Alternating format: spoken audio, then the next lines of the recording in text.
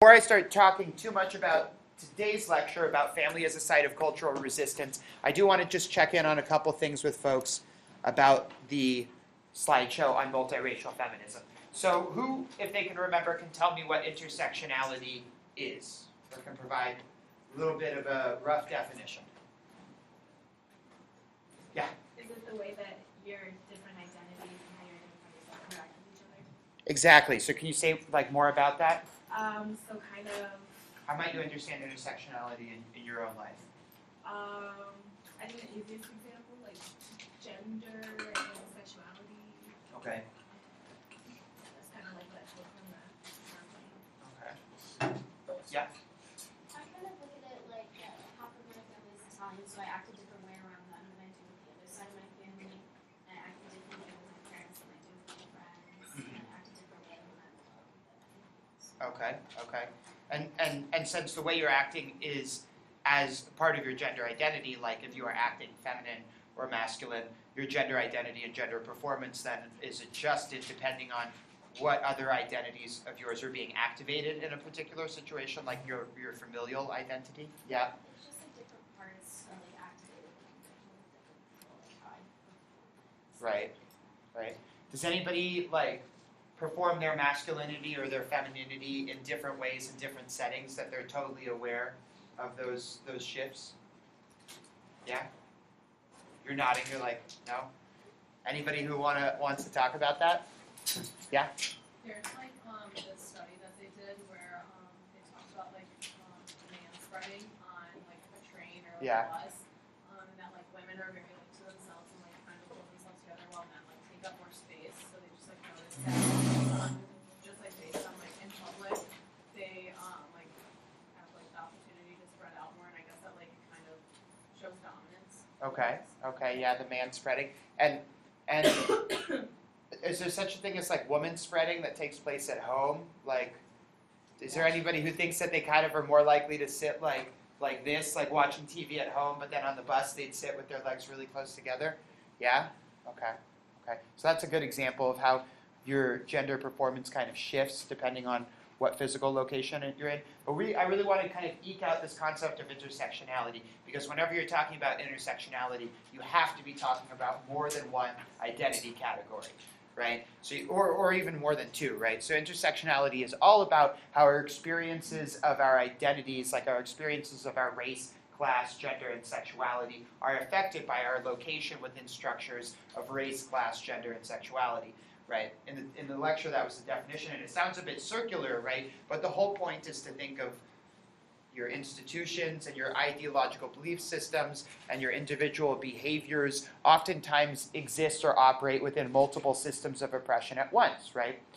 Now, we can think about intersectionality in two main ways for the class. The first one is about subjectivity, and this is one of the things the lecture stressed, that when you go out in the world, the way you experience the world, the way you interact with other people, is always built off of all of your identities overlapping, right? I can't just go out in the world as a man one day and go out in the world as a white person the other day, right? And this has to do with the fact that our identities are intersubjective, right? So I can't go out in the world and expect that all of you are only going to respond to my masculinity but not my race, right? And then on another day, respond to my race, but not my masculinity. And when I say respond, what I'm talking about is doing identity, right? Looking for, displaying, reading, interpreting gendered cues, right? Or racial cues or sexual cues, right? So that's one aspect of intersectionality, that the way you experience the world is always going to be built off of your multiple identities interacting in different ways at the same time, right? So if I go to, let's say, a bar, right, like my go-to dive bar is the Golden Nugget over on First, just north of Grand. Great place. If anybody's able to go there, it's worth checking out. Just a good old dive bar. And I go there. I'm a regular there. And I will sometimes just be sitting at the bar and some random guy sits down next to me, right? How do you all think I do my masculinity in that situation? Do you think I do it the same way that I do it here with y'all? No, right? Heck no. I'd be way worried about like performing my masculinity in a bit more of a fluid, loose way, right? But I'm really, really good at performing traditional masculinity. I can totally slip into like totally passing as hella masculine mode. I can talk sports. I can talk about like redoing my kitchen cabinets. I can talk about all these sorts of topics, right? I can harumph about things, But then the second I find out that that person maybe is like, oh, works in women's health or something like that, all of a sudden I'm going to start shifting my gender performance, right? The whole thing is gender isn't natural or normal. So while it might sound like I'm not being like really honest or authentic, the truth is, right, I just like to think that I'm a bit more aware of the performances that I'm doing, and I'm adjusting them based off of how my multiple identities are being interpolated or interpreted by people that I'm with. Now, the second major thing about intersectionality is about thinking about systemic oppression, right? And the example that I used in the lecture, do you remember, was about a women's health clinic being built, right? So most of us, I assume, would agree that it would be a good idea to establish a free women's health clinic in every state in the country, right? I mean, I would hope so, like assuming that the money is just there to do that, right? So if we created a free women's health clinic in Arizona, where would it be? Phoenix, right? Probably. Makes sense, right? Most of the population in the state is in Phoenix, right? So if you are a low-income mother in Tucson, do you think getting to access that free healthcare is easy? What sorts of restrictions are there? You have to find someone to take care of your kids. You have to, if you don't have a car, you have to buy money for transportation. And if the trip takes too long, you have to find a place to stay. Right. And then, Off work. and who knows if you can get off work? If you can you get sick time, right? Or are you losing that money, right? So there's all these factors that make it so that something feminist, right, like building a women's health clinic, will always be structured in terms of its potential success by how well it also considers not just gender, but class and race and sexuality, right? So you can build a free women's health clinic, but there will still be barriers to access having to do with geographic location, with income, right, with whether or not you're a parent. And if you're not also trying to deal with those other barriers, right, then the success of that will always be limited in terms of intersectionality, right? So which women then would be able to benefit from having a free healthcare place built in Phoenix? Who would be able to access that really easily? What would you need? So I want to hear from someone else. What would you need? Just do the inverse of what we just did, right? You would need a job. I know, it's not Monday, it's Tuesday, right? So we need to wake up. You need a job, you need what else? Transportation, right? What if you have kids? You'd need a babysitter, right? So you need to be able to pay that babysitter. Would it be easier to access it if you didn't have a job, perhaps, that you need to get out of? Right? So there's all these sorts of factors that go into it. And a lot of times, when you hear people say something like Western feminism or white feminism, what people are trying to refer to, right, or upper class feminism, what people are trying to refer to is an approach to feminism that doesn't take intersectionality into an account, right? In other words, an approach to feminism that always assumes that the default female body is wealthy, is white, is heterosexual, right? These sorts of assumptions. So intersectionality is important because when we build resistant movements, we need to consider how intersectionality structures systemic oppression. This is not to say that building that health clinic is a bad idea, right? And this is really important because a lot of people like to make this argument that if something isn't a perfect solution, then it's actually a bad idea, right? And we don't want to fall into that pitfall. Of course, building that health clinic would be really good. Some women would be able to access it, right? However, we don't want to write that off as this sort of perfect approach because of the way it fails to consider these sorts of intersections, right? So before I continue on to this lecture, can anyone give me from their own life an example of intersectionality? So for example, are there moments where when you experience things in the world, you're very aware of multiple identities in operation in that moment? So if I go into like a bank to get a home loan, right? My partner and I were shopping for houses right now. If I go into a bank to get a home loan, right? Or if I go someplace to buy a car, right? The way I'm going to get treated by that bank agent or by that car salesman will probably, in part because I study all this stuff, will probably make me very aware of my race and of my gender, right? Like I've gone with my mom to buy a car, right? And she's, you saw my mom, right? So you know she's older than me, right? And I still see that the car agent would like look at me and talk to me, right? And I'm like, you know, I'm not paying for this. She's the one who's buying the car. She knows her stuff really well. And you see this a lot. So it's the same thing at a bank. If I, you know, walk into a bank and the banker's greeting me at the door, shaking my hand, excited to give me, you know, $200,000 to buy a house, right? I can't help but be very aware that the fact that I almost have a PhD and have a master's, the fact that I'm a white guy, the fact that I'm male, right? And certainly I wouldn't dress like this to go to a bank to get a bank loan, right? I dress like I normally dress, and I would be treated differently. So does anybody have examples from their lives of moments they've experienced or maybe even experienced regularly where multiple identities are at play? Yeah? For me, when I'm out like in public with my dog, a lot of people are like, oh, she's just a trainer, she's not disabled. But then when I go to my doctor, it's a different story because everybody's there going to the doctor and they're all like, oh, okay, well, that's probably a disabled person then since they're here at the doctor. So you're thinking of gender and disability all kind of playing a role? Yeah. Okay. Yeah? When I go to Scottsdale, I don't know if you know, but most people there are very white. Yeah. When I go with my friends, they automatically hand the check to somebody else. Like, they don't even ask. Uh-huh. And you're actually rich? I can No, I'm afford to joking. pay- I can afford to pay my own. Yeah, I know, I can pay assume, for my own, yeah. oh, the white person's paying for it, and then, but I'm actually like one of the lighter skinned people in my family. So when I'm with my family, they want me to go and talk to the people. Yeah. Because we're not white, but I'm the lightest one there, so.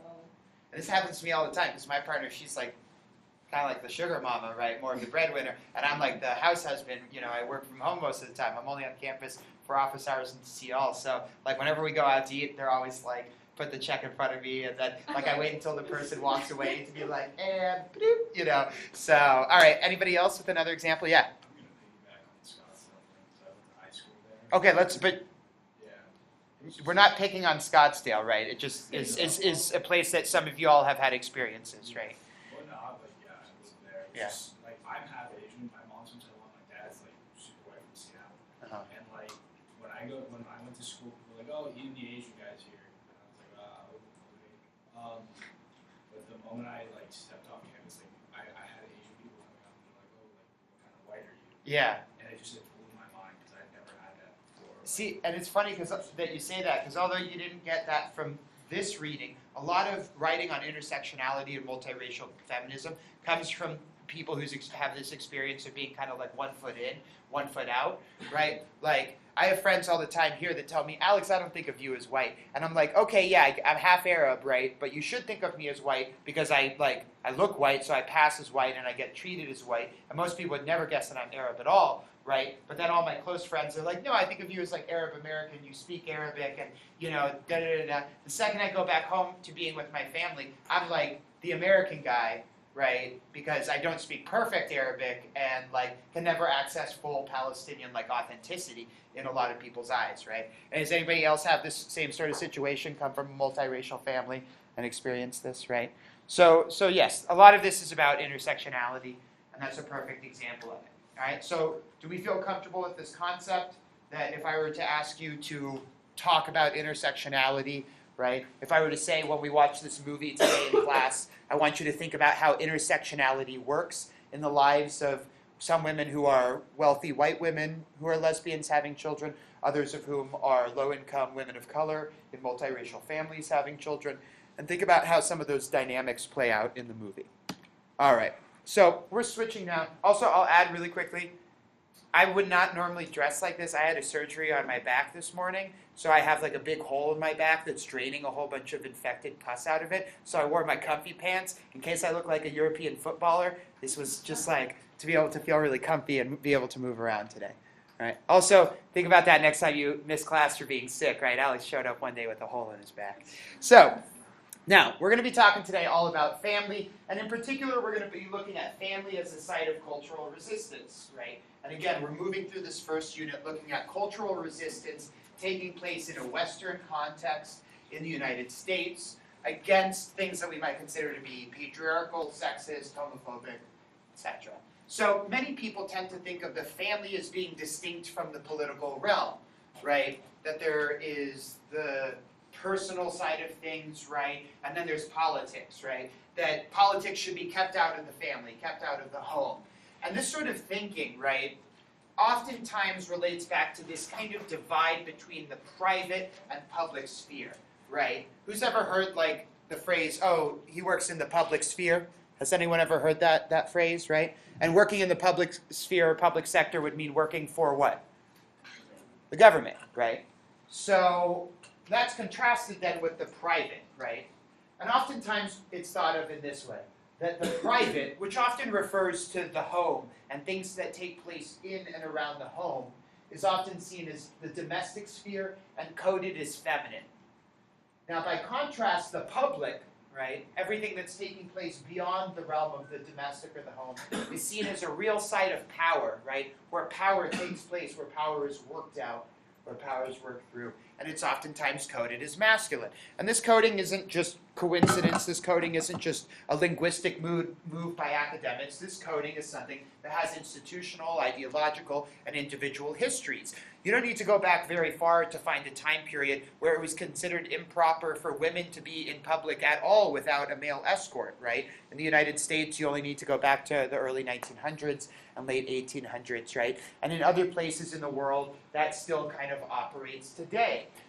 For example, in Saudi Arabia, only recently did they begin to legalize women being able to drive in Saudi Arabia, right? And even though women are now able to drive in parts of Saudi Arabia, there's still a lot of restrictions on their ability to be out in public without an escort, right? Often because the public is seen as this kind of powerful, potentially dangerous area to be navigated by people with the masculine wherewithal and confidence to do so, right?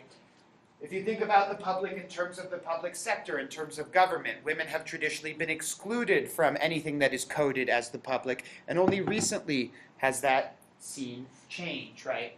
Now, a lot of the change that we've been seeing recently has to do with using the private sphere as a site for contesting power relations. In other words, people are saying, no, gender, race, class, sexuality, all these identities, and the systems of oppression that use these identities to divide people hierarchically, these things actually totally relate to the family, and that there's a lot of places in the family that are sites for resistance. So some things that people are more than familiar with, right, would have to do with same-sex marriage laws, adoption laws, which the movie we're going to watch today has a lot to do with, and then also family unification laws or reunification laws. So when people talk about same-sex marriage laws, oftentimes you think about it being kind of this national issue that just takes place within the realm of the U.S., but the truth is, right, there's same-sex families that span national borders where you might have one partner in another country and one partner here in the United States. So same-sex marriage laws have been really crucial to them being able to access family unification laws for same-sex couples, right? And the point of this really, to get this lecture going is to say that family, right, and the private sphere are active sites for the contestation of power, and they're sites where gender roles are constructed and performed, particularly at a very early age. And oftentimes you'll hear people in women's studies or people who do feminist activism say that the personal is political. Has anybody ever heard this, right? The personal is political? No? Okay, well that's a really big feminist expression. And a lot of that has to do with this, right? That the private was oftentimes coded as the personal in contrast with the public, and people tried to shut down arguments about changing things in the private sphere, right? Now, if we're thinking systemically, right, we can approach the question of family in a systemic way. If we were to look at the individual side of things, we might think about how there's different ways to participate in family, right? How close you are with your family, how much you nurture your family, right? And these are choices, right? These ways of participating exist across the lifespans. Even though, like, maybe it's easy for us to think of family as being something that, okay, now maybe we've moved out of the family home, right, and there's some sort of a distance, right? Still, family is something that exists across the lifespan, which is to say that our familial identities, not unlike all of our other identities, are lifelong, right? And this isn't to say that how we choose to participate in family is free, right? How we choose to mother, how we choose to father, hell, how we choose to treat our siblings is oftentimes already kind of constructed for us by systems of oppression, by the normative ways of thinking within those systems, right? In other words, by the path of least resistance. So if you think, for example, about, has anyone seen like these videos of a father in a store buying his son a dress because he wants to be a princess for Halloween, and then some other people come up and like scold him, right? They yell at him for buying his son a dress. Like, why would you do that, right? Or buying little girls GI Joes. Has anyone seen any of these like viral videos before, right? So for a parent, right, if you want to not get yelled at a Walmart while buying your kid toys, the easiest thing to do, right, is to buy the toys that match up with their chosen or assigned gender, right? That would be the path of least resistance for a parent. So your choices as a parent aren't entirely free. They're oftentimes already dictated for you. However, that's not to say there's no way out. Now, in terms of ideological, we could look at things like the notion of the nuclear family and how that notion of the nuclear family is still so very, very central to how we kind of politic around the family, even though there's millions of single parents, right? And that the nuclear family no longer seems to be the norm. However, that's not to say that the nuclear family isn't normative, right? Because just because something's normative doesn't mean everybody does it. And even though the nuclear family is the norm, the thing for which you won't get chastised, right? It's not to say that it's what most people do. And then finally we have institutional, which is perhaps the easiest to think about when we think about marriage laws and the 1,000 or so rights and liberties that are attached to getting married, having to do with things like insurance, with civil rights, with taxes, right? We might think of religious institutions in terms of their involvement with family, and we might even think of government institutions in the same way, right? So if you're thinking systemically and talking about family, right, what is family? How is it defined? How does it work? How does it relate to gender? This is a really, really good approach, right? In other words, what sort of practices, institutional practices, and ideological beliefs structure and influence the individual behaviors that we make across the lifespan within our family, right? And approaches to family are also intersectional, right? How you raise your children can be affected by systems of race, right? Parents who are raising children of color in the United States take different approaches to parenting than parents that are raising white children based off of their knowledge of what sort of, barriers they'll have to face as they go through the world, right? Give you a specific example, right? If you're a parent of a young black boy being raised in a place where, there's a lot of police activity, you're probably going to prepare your son in a different way to interact with police than you might if you live in a safer, perhaps more, we might say, not monotonous, but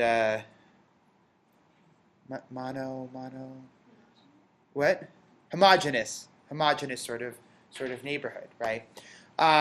Also the usefulness of marriage relative to class, right? A lot of people might feel pressured or want to choose to access marriage because of their own class position and the sorts of economic benefits that getting married can bring, right? So oftentimes your desire to participate in family through marriage can be affected by your class identity, right?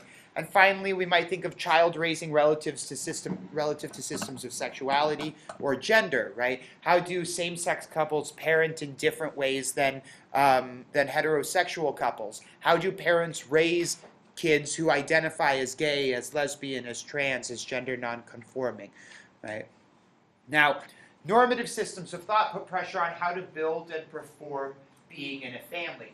So if we think back to this concept of homonormativity, right, then we remember that wealth, marriage, the nuclear family, being properly religious and ideally Christian, these are all things that factor into the image of the perfect family, okay? So back there when we were doing the kind of, normative, non-normative, okay, not okay sort of checklist, all those sorts of binaries still map onto how we think about what good marriage looks like. And we could think about that really simply by looking back to some images that we've already seen. So if you just search for NPH family on a Google image search, right, you find all of these images of Neil Patrick Harris and his partner David Burka, I think his name is, yeah, and their two kids at Disneyland doing Halloween costumes, sitting together at home, looking lovingly into each other's eyes, which I know we all do all the time, right? So really, really nice photos. And what you see here is a perfect image of wealth, of stability, of the nuclear family unit, right? 2 parents, 2 children, and people, I mean, love NPH and his family, and how can you not? Now, if we were to look at a different gay couple raising children in the mainstream media, we could look at Caleb and Cordell. Does anybody know Caleb and Cordell or has heard of them before? So they became really famous because of this image on the right going viral on Instagram. A photo of the 2 of them doing their girl's hair in the morning, right? Freaking adorable. Anyway, no, it really is super cute, right? They're such great dads. So they became super duper famous, but their reception was really different in the public eye than the reception of NPH and his family. People were still overwhelmingly positive. And if you look at photos of them, like this photo from The Guardian, which this photo here from Christmas at their house, you still see those sort of markings of wealth, of a nuclear family, of stability, right? That they're socializing their children in the proper way, celebrating Christmas in the proper way, right? Everything looks really, really perfect. Now, a few months after they went viral, and they were talking about breaking up, and it had broken into the news media that they were talking about breaking up. And one of the largest responses that you saw from a lot of people making comments on YouTube videos and comments on online articles drew on stereotypes of black men as absentee fathers to criticize the 2 of them for breaking up, right? Now, I would be willing to bet that if NPH and David Burtka were to split, not only would we not see those sorts of stereotypes utilized because they don't apply, right, to the racial background of NPH and David Burtka, but you'd probably see a very different narrative, something along the lines of Neil and David focus on being good parents while navigating divorce, something about how they heroically are tackling, right, being good to their children and focusing on and centering their children while going through divorce. However, that's not necessarily the narrative that you saw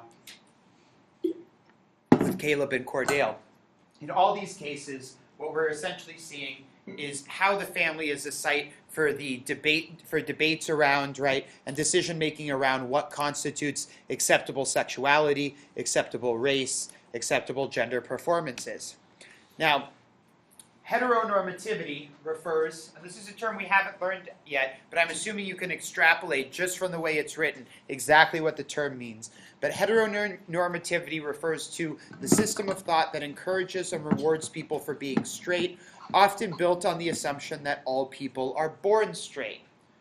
Now, family and heteronormativity are really closely related to one another because oftentimes the path of least resistance that families and parents are compelled to take is a heteronormative one, right? Which is to say, focused on socializing their children into heterosexual roles, right? And also into the gender roles that match a system of sexual identity built on the gender of object choice.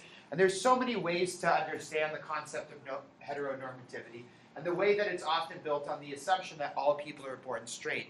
This concept originally came out of a work by a woman, a scholar named Adrienne Rich in 1980 called Unexamined Heterocentricity and the Lesbian Experience, which I just think is a fun name for an article. Unexamined heterocentricity, right? The way in which we haven't examined how heterosexuality is centered, right, is so central to our society.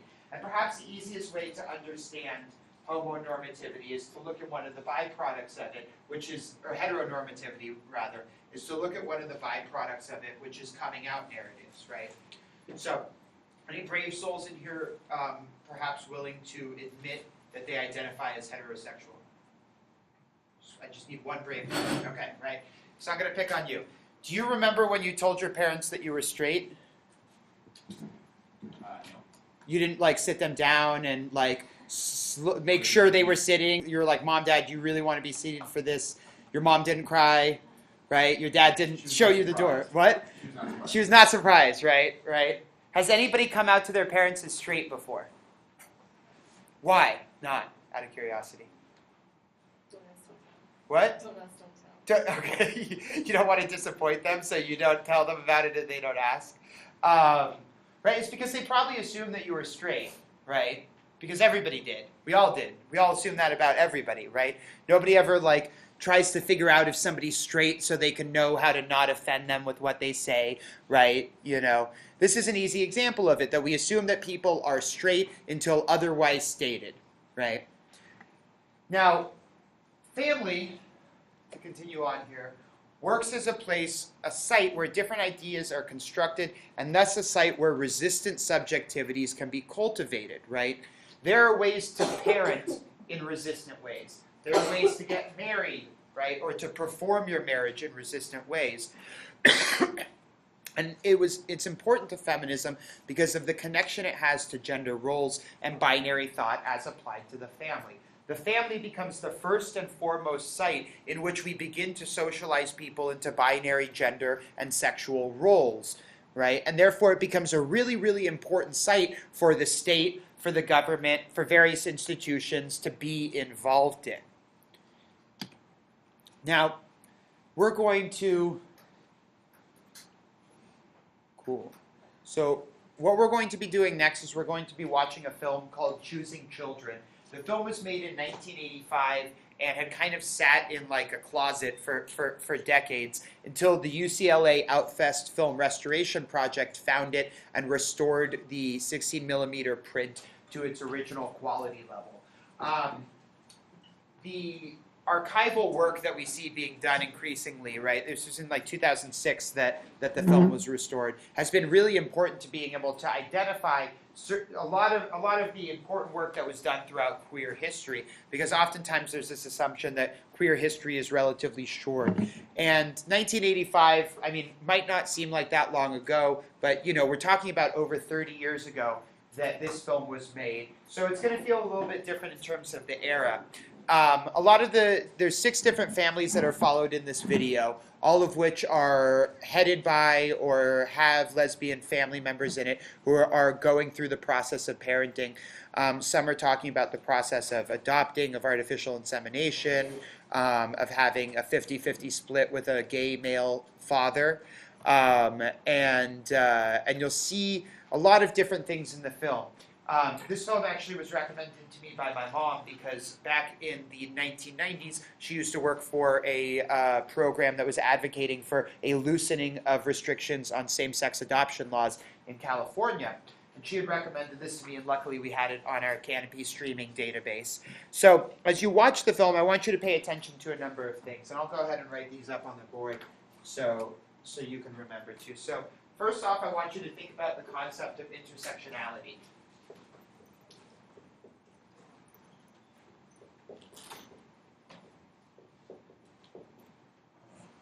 How do women, in particular the women of color who are mothers in this film, talk about race and consider race as they approach parenting?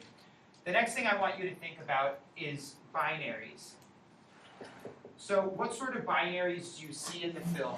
And in particular, I want you to think about how the mother-father binary, right, this idea that every child needs a mother-father, is still a binary that is oftentimes kind of forced upon same-sex couples who might not aspire to have this really clear, like, mother and father role, right? Oftentimes, you hear this very homophobic line of thinking, like, well, who's the guy in the relationship, or who's the girl in the relationship, right?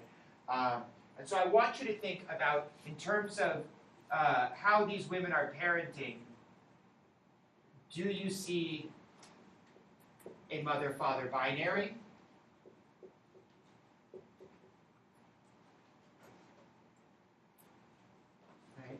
So when you're seeing multiple women parenting together, do you see them approaching parenting in a way where they establish kind of clear gendered parenting roles relative to their children?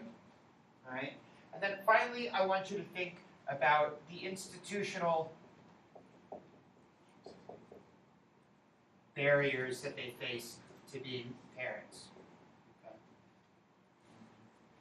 Now, I want to be able to watch the film right up until the last minute of class. So before I start the film, so I can stop this, I'm going to talk about the readings for this week really quick and to preface our discussion for Thursday. So we have 2 readings for this week, both of which are focused around how the family is a site of socialization and the various ways in which different groups of women socialize their children, right, and engage in family practices that are intended to resist forms of what we might call cultural, racial, or ethnic assimilation. So Lisa Udall, her author of Revision and Resistance, is focused on practices that Native or Indigenous women engage in for parenting, right? So the socialization of children in the family is really key to this article. Now, I want you to pay attention to the ways in which Udall, I don't know how to pronounce her name, if it's Udall or Udall, sees socialization, sees the raising of children as a way to prepare children to navigate systems of oppression, right? In particular, like neo-colonial relations that are faced by indigenous people in the United States. And then I want you to look at the way in which Udall elaborates how Native women who are feminists, right, feminist writers, actually critique mainstream white or Western feminism in terms of its approaches to parenting, okay? Now, when you're reading, I want you to focus on these questions. Udall at one point in the article defines mother work. It's a really key concept to the article. So I want you to look at how mother work is defined and think about why it's important to gender studies. So the next thing is, what are some key concepts that define Native women's mother work? Udall outlines a few in the article, so we want you to pay attention to those. And then finally, what is Udall and others, because she cites a lot of other scholars, critique of Western feminism in terms of how Western feminists approach motherhood, right? Udall is saying that there is this feminist approach amongst Western feminists that most people accept as being a good feminist approach, but her argument is that the way in which Native mothers experience mothering and experience the world is different, right, such that feminism needs to adjust how it talks about motherhood so as to not be marginalizing Native women within the feminist movement. And then the next article that we have is by Yen Espiritu, and it's called Americans Have a Different Attitude. This article is focused on Filipina immigrants in the United States, Filipino immigrant families in general, and Filipina mothers and daughters specifically. It's concerned with child raising as an act of recreating family, and particularly concerned with the socialization of sexual norms that vary culturally. Throughout this article, it becomes really obvious that a lot of immigrants from the Philippines feel differently about sexuality than perhaps a lot of women in the United States do. Now, I will say this ahead of time because every year I get students who I think kind of misinterpret the article and write as though the article is focused on Filipina mothers characterizing white women's sexuality as being loose, as being too promiscuous, right, as being disrespectful. And it's really easy to get caught up in this idea that this article is actually all about insulting, right, American women and all about insulting white women. But I want you to pay a lot more attention to the nuances of the argument that Espiritu tries to lay out, right? Now, in particular, I want you to think about how Espiritu is saying that this characterization of white women's sexuality by Filipina mothers and daughters, right, or Filipina immigrant families, is done in order to resist the forces of cultural assimilation that they have to deal with when they come to the country, right? In other words, I want you to think about how they are characterized as having a particular sexuality, right, and respond to that by characterizing American women in a different way. And don't take it like personally. Because this is an academic article that's trying to identify and talk about these sorts of practices that are taking place in a critical and nuanced way, right? So what I want you to try and be able to answer when we come to class on Thursday is, how do some Filipino women characterize white women's sexuality in the United States, and for what reasons? How is that characterization meant to protect Filipino women from forces of cultural assimilation? And then how does this vary from our own conceptualization of U.S. sexual norms? To be more specific, you're going to find that you're thinking a lot about sexual freedom, right? And whereas some of these Filipino immigrant families would characterize American women as being promiscuous, most Americans would alternatively approach that same question by saying, we have more sexual freedom in the West that allows women to be able to be that way without being punished. While you're thinking about that, I want you to try and be as reflexive as possible, right? If in Filipina immigrant families, women are largely regulated and prevented from having sex before marriage, right? Or discouraged from maybe dating men outside of the Filipino community, are women in the United States placed under an entirely different but an equally strong set of pressures in terms of how to do their sexuality, right? And are we oftentimes duped into believing that women being pressured to have a perfect body that looks good in a bikini on the beach, right, can easily be mistaken as sexual freedom, when actually what it is a different system of pressure on women to do their sexuality in a particular way that we like to think of as more free, because of the fact that we contrast it with normally non-Western, non-white contexts and the sexuality that takes place there, right? And this is going to be in particular very useful for later on in the semester when we're talking about the hijab and the burqa, right? And a lot of the critiques of the hijab and the burqa from Western feminists, and then the responses from feminists in the Middle East, right, that oftentimes demonstrate how really what it is we have a different set of pressures here that women face, right? And we've kind of duped ourselves into believing that that represents more freedom, right, when really it's just a different set of pressure that appears in a different way, right? Okay, so we are going to now watch that movie. I'm going to stop this recording. And if you want to take a quick minute,